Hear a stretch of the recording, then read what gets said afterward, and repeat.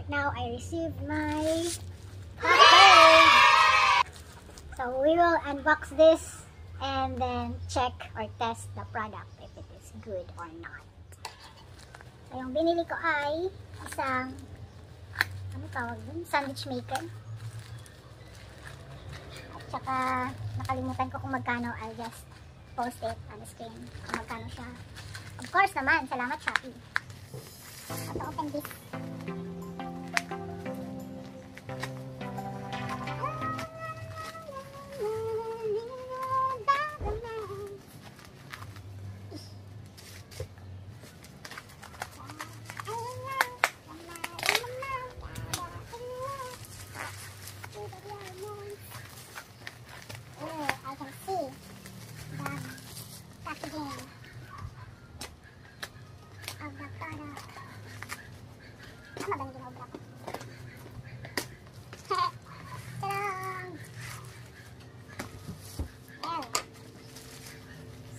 Yung brand niya Sonfer.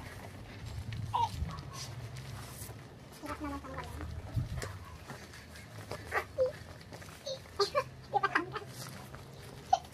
Ano ba? Ano ba? Kasi naman kasi. Okay. So it's a sandwich maker.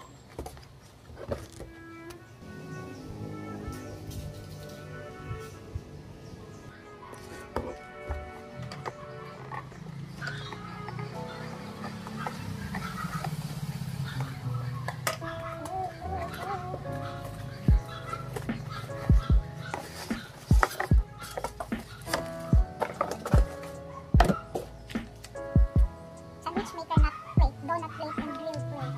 Oh, English. May English version. Ay, ano siya na product? Hindi siya made in China. Made in Arab. Made in Arab. Ano daw? Ay, made in China. Pero ang sulat, ano, Arabic.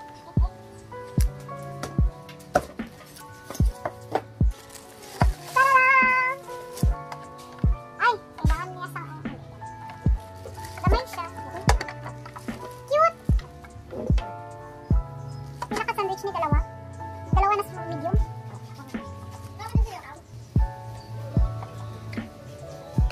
Ano ba kami pagi? Hindi, kay Saysay. Sa tinda.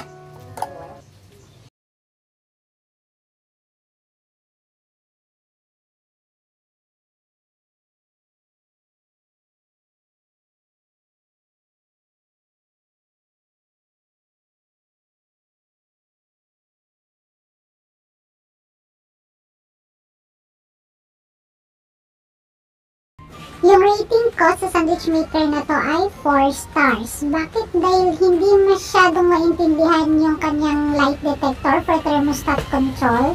Kasi sabi dun sa instruction, hintayin mo munang mag-red yung color niya or yung umilaw siya ng red. Tapos pag umilaw na siya ng red, ibig sabihin okay na yung kanyang init.